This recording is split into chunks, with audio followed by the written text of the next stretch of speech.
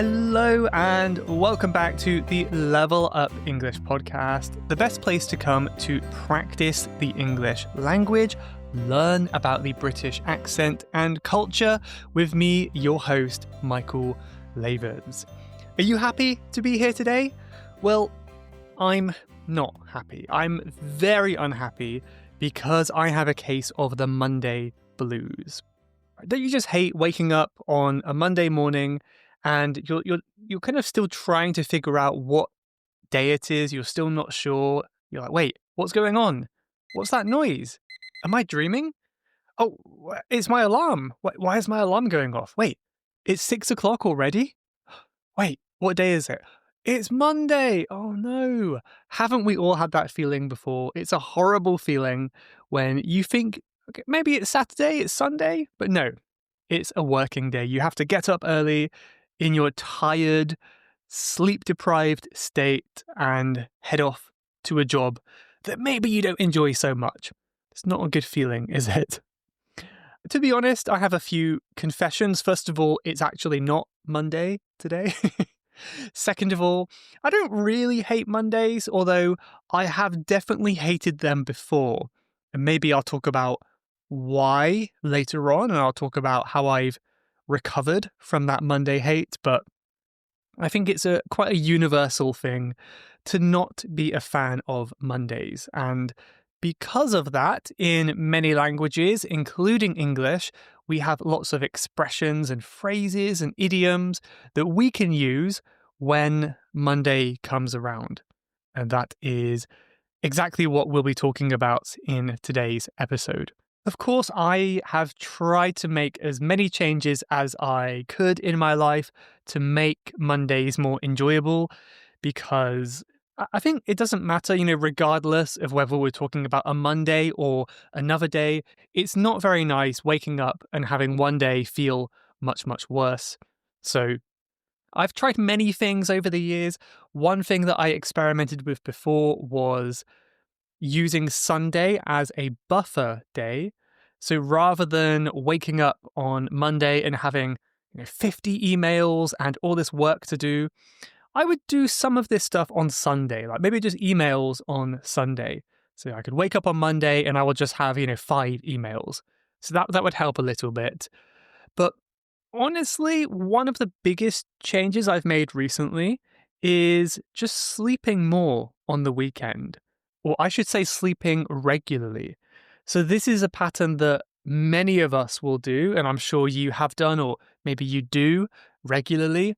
And this is we sleep maybe a bit too late and we wake up a bit too early on a weekday when we have work, because we want to enjoy our evenings. And of course, we have to wake up early for work the next day. And then because of that, we're so exhausted by the end of the week that we sleep in on the weekend. Sleep in is a good phrasal verb, which just means to sleep longer than normal. To sleep in. It's not oversleep. Oversleep means you sleep long by accident. Sleep in is usually your decision. You decided to stay in bed longer. And it was maybe at the start of this year, I made a decision to wake up earlier on the weekends. And just to be totally honest, I haven't matched it completely with my weekday. Weekday, I get up about 6 a.m. On the weekend, it's more like 7:30. So it's not exactly the same. But the old Michael would wake up, 9 o'clock or even after on a Saturday morning, because I would stay up until 1 o'clock in the morning on Friday playing video games. And I think one of the best things I did was just have something to look forward to in the morning. I know this won't work for everyone, but I've recently started going jogging every weekend morning. So I wake up at 7 when it's still not too hot. I go for a 10-minute run around the neighborhood, and I just feel amazing. For the whole day, I feel energized. I feel ready for the day. I feel really good. And yeah, I think because of this new sleeping habit, I can wake up on Monday feeling more refreshed, because I think that's the biggest problem for many people is they wake up feeling sleep deprived, which means not enough sleep, on Monday morning because the night before you woke up so late. It's a lot of stress to your body if you wake up at 10 a.m. on Sunday and then 6 a.m. on Monday. That's a recipe for disaster, right? See, it may be not totally possible for everyone, but consider it if you don't do it already, and maybe see how you feel if you give it a go. Of course, a nice side benefit is you have so much more time on the weekend to get stuff done. Like, I can clean the house, I can go out to the supermarket, and it's still not even midday. It's a very good way to be productive as well, and enjoy your weekend as much as you can. But anyway, enough rambling about me. I think I want to talk about the idioms I have prepared today related to Mondays, this Monday feeling. And for each one, I'm going to answer some questions and share some other things that come up that are relevant to that idiom. So we'll see how it goes. It's going to be quite a casual episode, but hopefully you enjoy it. The first one I want to share is a case of the Mondays. I have a bad case of the Mondays. So this word case is often used when we have an illness, like he has a bad case of the flu. It's kind of like a bad type, variety, a bad experience with the flu, something a little bit like that. But yeah, case is a little bit like type. So this is kind of a jokingly funny expression. If you have a case of the Mondays, it's treating Monday as if it's an illness. So it could be kind of a funny thing to say. Let's say if you're working in an English-speaking company, you can say to your colleagues on a Monday morning, "How are you? Yeah, I'm good. How about you? I've got a bad case of the Mondays today." And it's kind of a funny way to say, I'm not super happy because it's Monday. It could be a great expression to use. So when you have a bad case of the Mondays, this is much easier said than done. It's easier to say than it is to actually do. But I think it can be great to try to encourage a positive mindset, positive attitude. I try to do this as much as I can. Again, I've done other things in my life to try to make Mondays better. But rather than thinking, oh, I have to work, I have to wake up, I have to do all this stuff, that feeling of being forced, maybe you can consider it more like, oh, it's a fresh week, a brand new week, it's a fresh start. Anything could happen. There's a lot of empty space this week for opportunity, for adventure, for mystery. Anything could happen. So I think both can be true. When a new week begins, it can be daunting, which means scary, or it can be full of opportunity.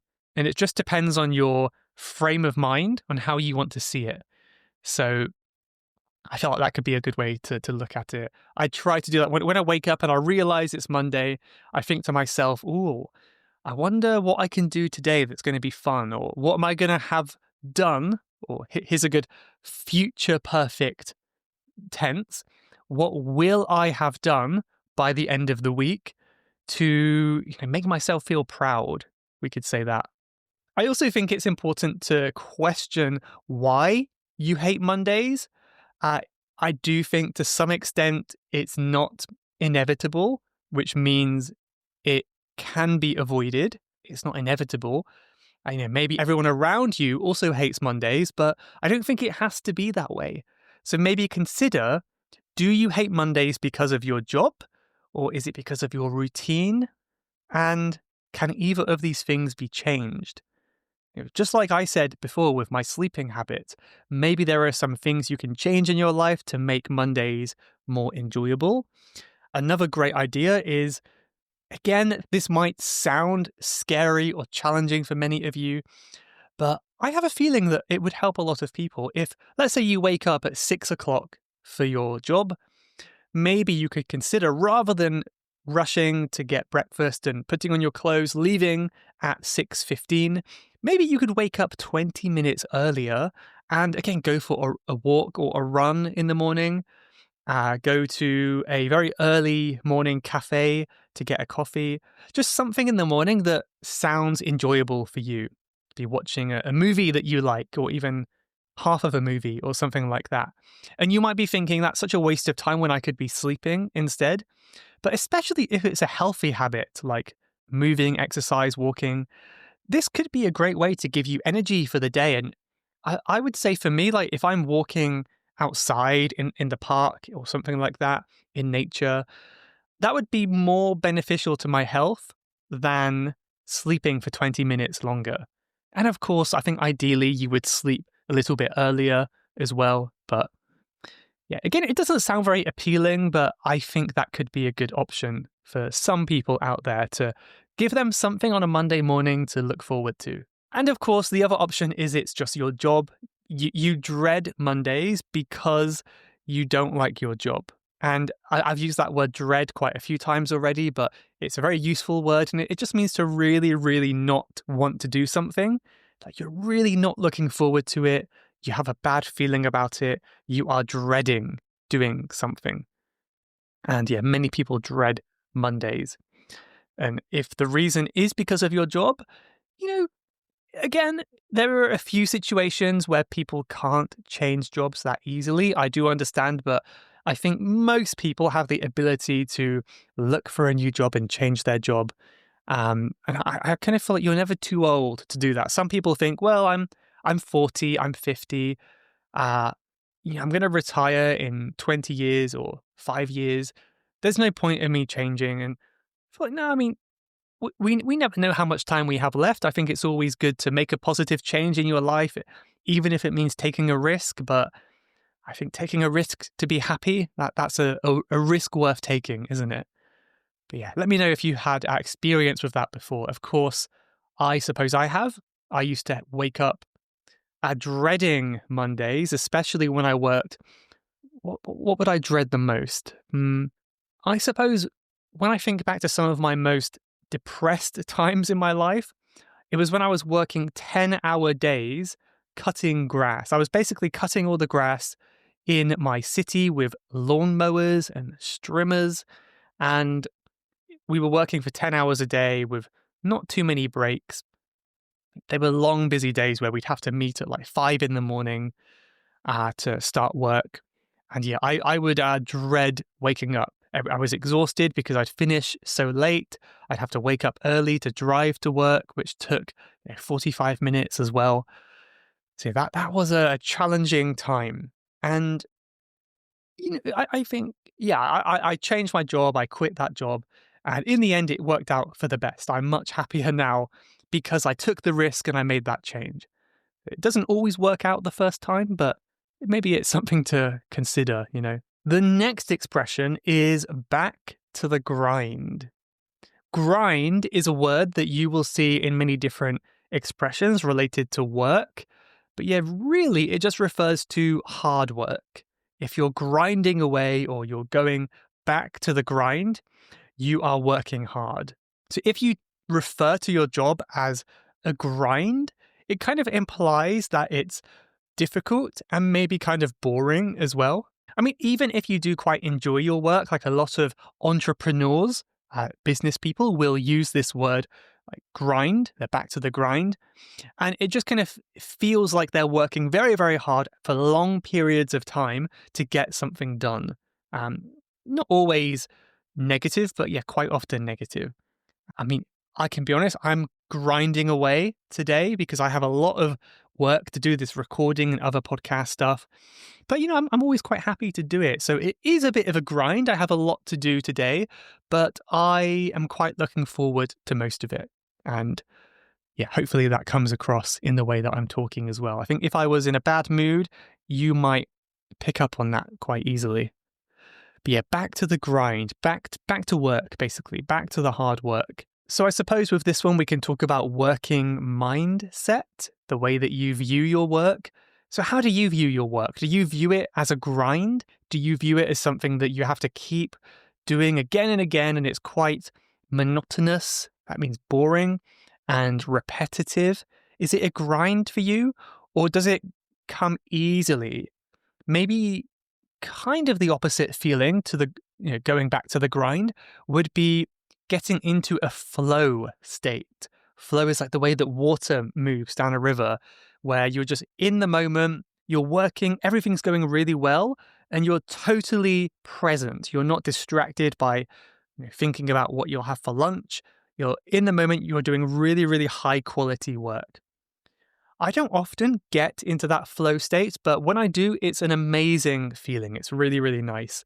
And often it's when I'm listening to music or something and I'm just working at full steam, working very hard.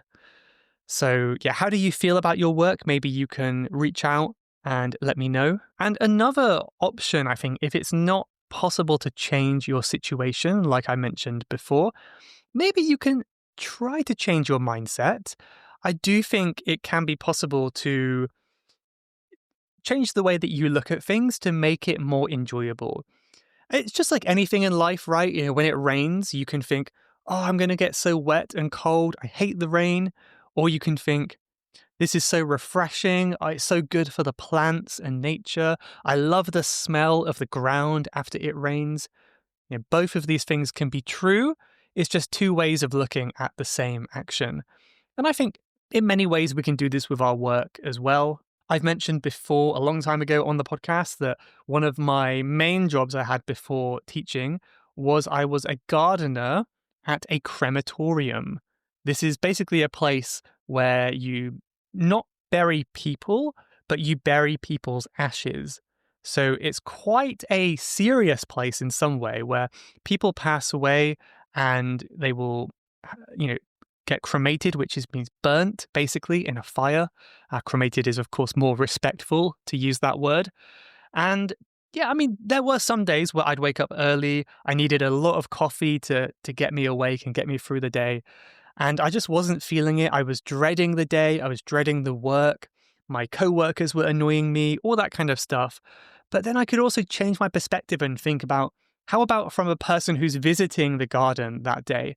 Maybe they are grieving, which means they are very, very sad because someone they loved passed away. And for them, it's a really, really, what could we say, special, important place to visit. It's almost sacred. And I think for that person, I need to be in a really good frame of mind, because I think that job, it wasn't only gardening, it wasn't only cutting grass and planting flowers, but it was also offering support to people in the garden who were grieving and very emotional states. If they wanted to talk to me, then I would talk back with them and try my best to be sympathetic and open to what they were going through. And of course, that's a very hard thing to do, especially if you're just working as a gardener. So I suppose if I thought about it in that way, it made my job feel much more important. And it gave me a more, I guess it's kind of ironic because the job itself is kind of negative in some ways, dealing with death. But it gave me a more positive outlook. Like my job was more important than I realized. And I think a lot of us can find this if you can find a way to make your job seem as though you are important in your company and you're doing important work. Even if you might say, Michael, I'm just working for a government agency. It's not that important. I'm so replaceable. But no, I think in many ways, people who work for these agencies and government positions, they are an essential part of modern society, and it's quite an important role to play. So I do think you can change your perspective in that way, in your sense of meaning that you get from work. Again, really dependent on what work you do, but it's something to consider. There might be something there as well. And yeah, I guess I can move on to the next phrase, which maybe this is the most common. You may have heard this before, but this is the Monday blues. The Monday blues. Right. And you may know that if you're feeling blue, that color blue, you're feeling sad, depressed, you're feeling down, right? And I don't know if it's the same in your language, but in English, at least, blue is the color of sadness. It's a very sad color. And yeah, because of that, if you're blue, it means you're sad. So if you have the Monday blues, it just means you're sad because it's Monday. So it's quite simple. You're sad because it's Monday. I have the Monday blues. And I've already mentioned a little bit about things you could do. You could wake up early and do a 10-minute HIIT training session in your bedroom, or some movement to get you feeling good for the day. I prefer to take evening showers myself, but I do think showering in the morning can be a great way to feel clean, refreshed, and ready for the day. Especially a nice cold shower can wake you up for sure. And you know what's interesting is a lot of people find the worst part of their day is their commute. I've seen a lot of data, especially in the US, where it's a very car-centric society, which means almost everyone has a car. If you don't have a car, you can't really go anywhere unless you live in a big city like New York. But yeah, for the most part, people drive everywhere in America, even short distances. That's what I've heard anyway. And yeah, I'm sure it's similar in other countries too, but it's a horrible way to start the day. You know, you wake up, you go outside, and you're already in a high stress environment with everyone in a rush to get to work. You're running late, there's traffic. It's not very nice, right? It's not very nice to be stuck on the road with lots of traffic while you're trying to get to work, and you haven't even had your morning coffee yet. So that's not a good feeling. So I would say if you can improve your morning commute, then it's definitely something to consider.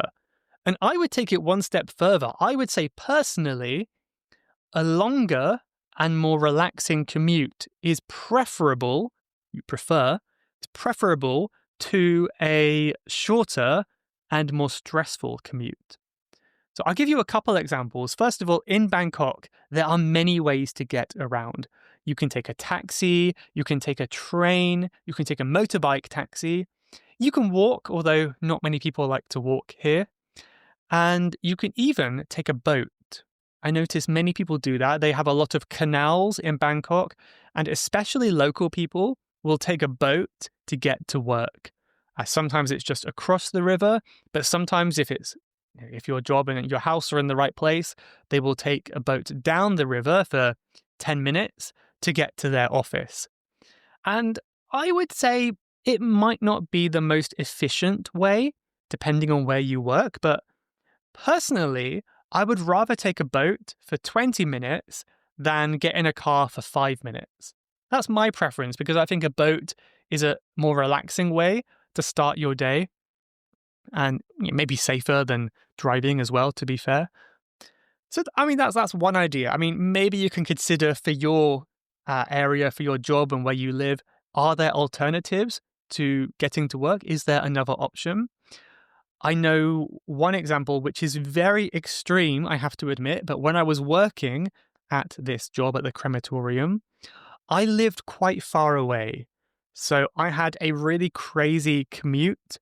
And I think most people in my situation would have driven to work. They would have taken a car.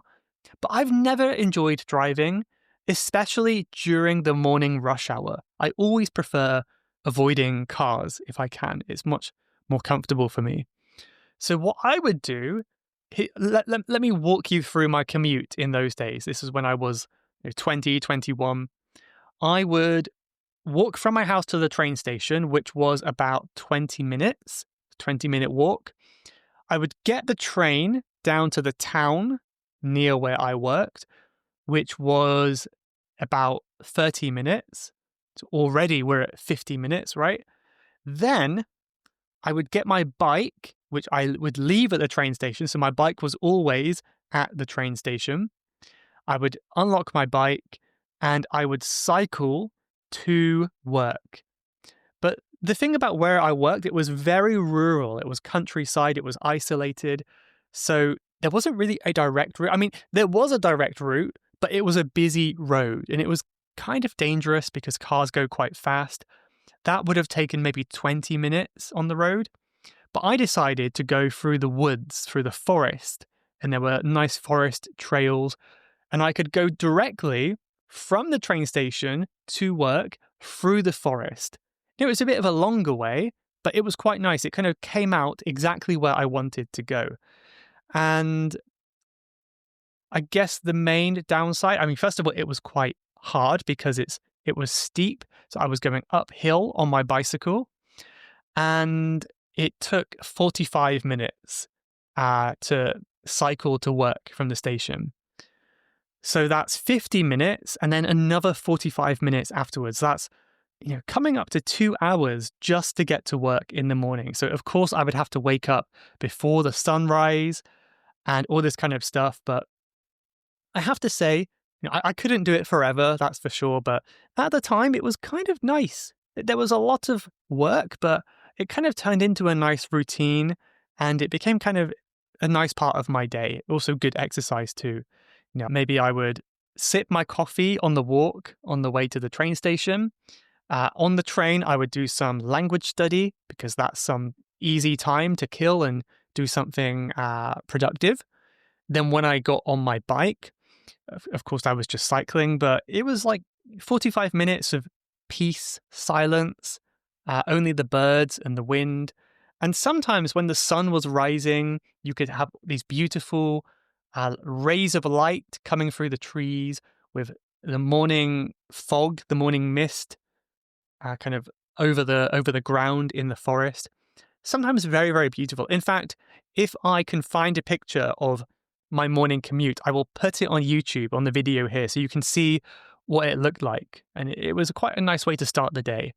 Of course, it was very busy. Like sometimes, again, I would work 10 hours and including my commute, that might be, 13, 14 hours on the busiest days. So that's a lot of time working and not much time left for socializing, free time.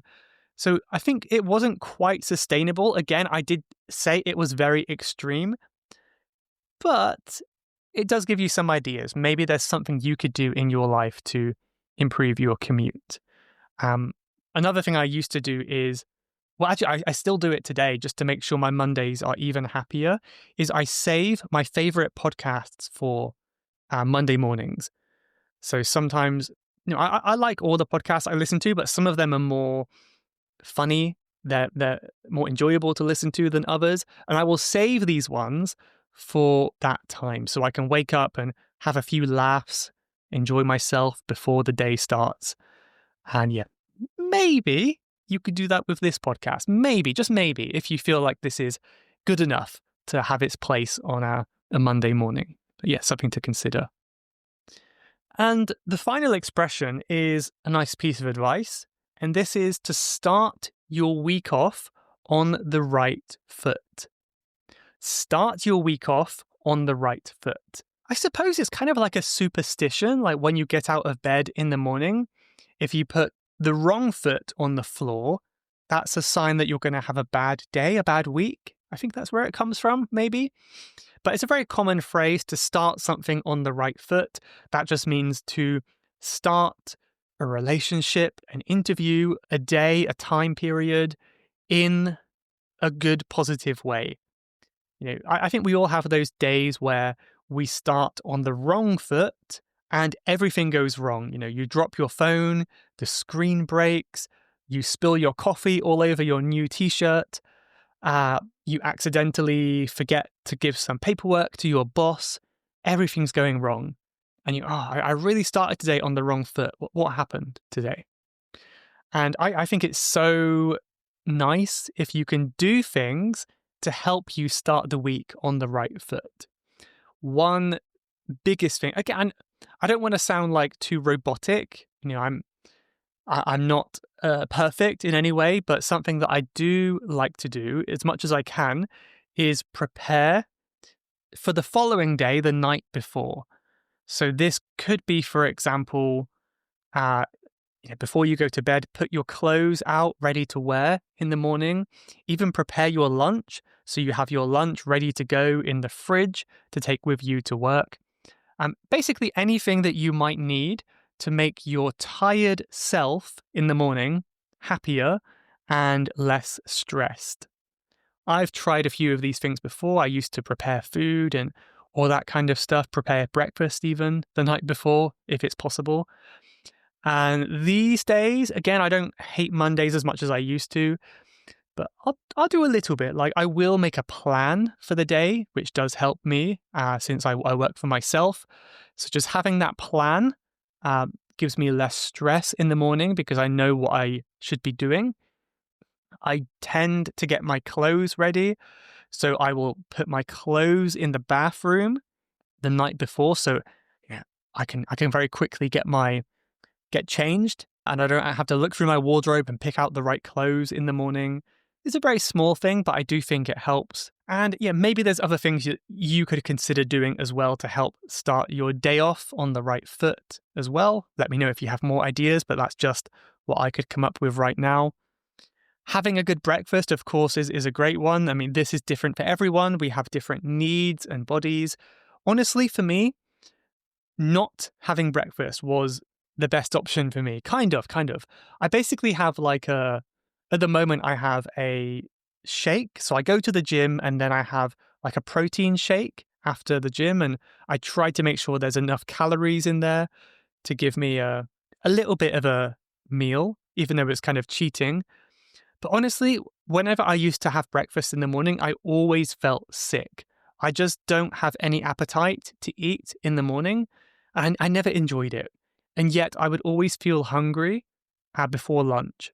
So to solve that problem, I started having these protein shakes after going to the gym, and it's a really nice middle ground for me. I'm not hungry anymore, but they don't make me feel sick. So yeah, maybe I'm a little bit of a special case. I'm a little bit strange in that area, but for me that worked really well. But yeah, for other people, you can find, do you need like a proper cooked breakfast or even just your favorite food? Like, what do you need in the morning to make you happy to start the day and get you going? I know I've heard on like certain health podcasts that I listen to that there are some common breakfast foods that are not ideal for the morning. In the Western diet, sugar is a common breakfast ingredient in like breakfast cereals and toast and sugary jam and this kind of stuff. And from what I've heard, again, I'm not the expert, but I've heard on other podcasts that these can, spike your energy in the morning and it will lead to crashes later in the day or even later in the morning.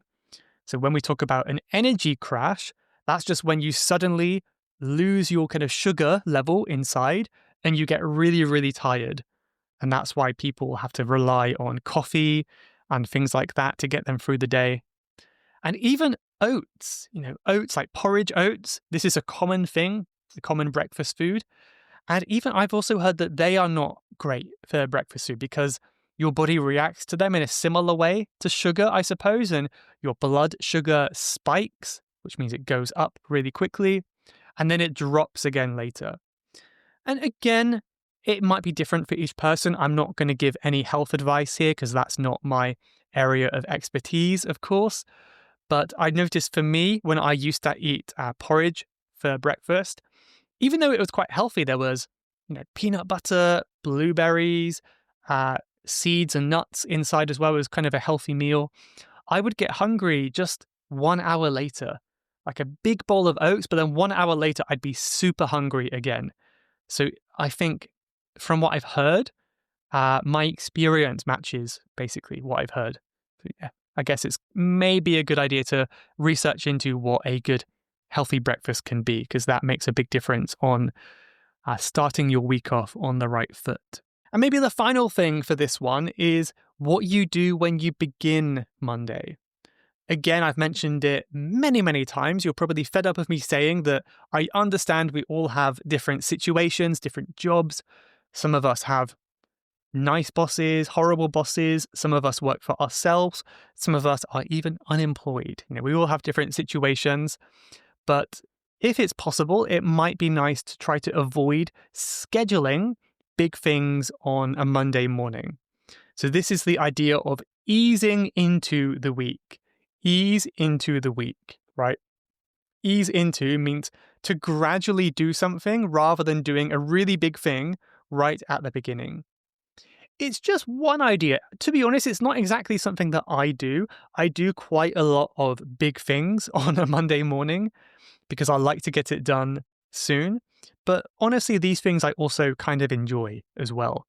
So it could be something for you. If there's something that you really hate doing, maybe don't do it 8 o'clock on a Monday morning.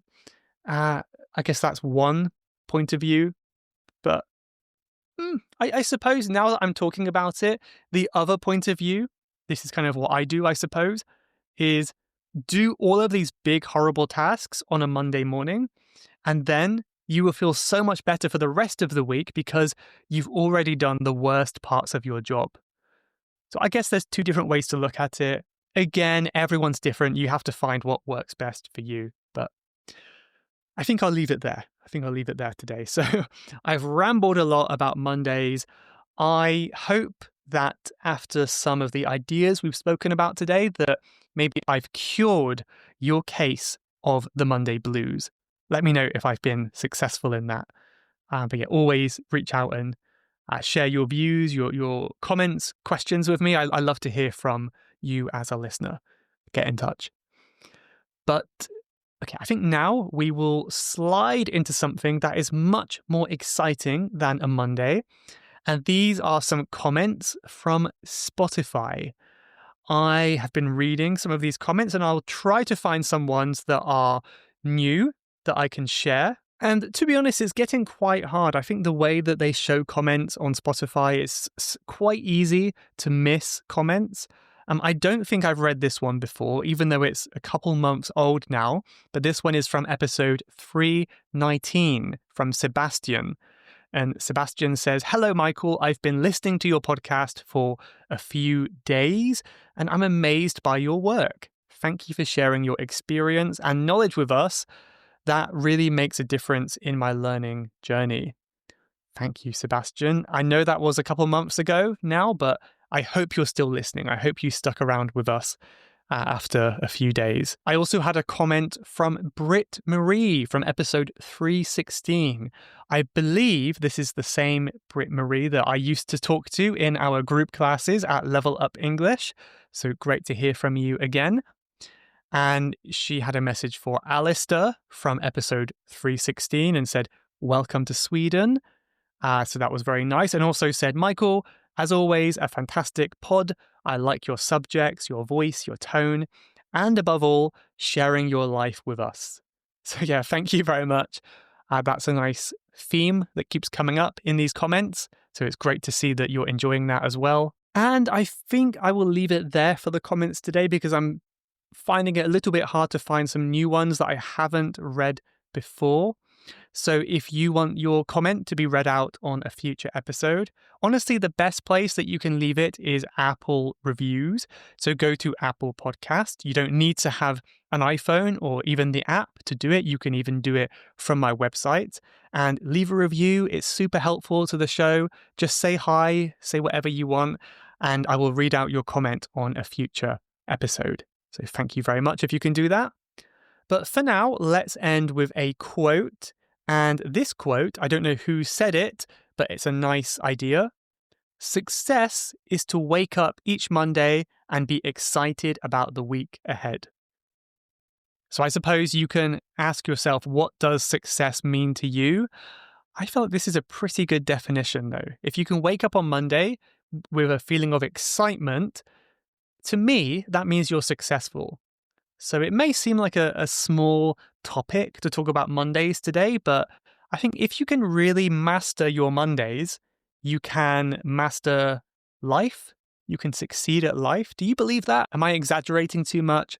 I don't know. That is not for me to say. But anyway, I'll leave it here. Something to think about. Thank you so much for watching or listening, and I will see you in the next episode. Goodbye. You have been listening to the Level Up English podcast.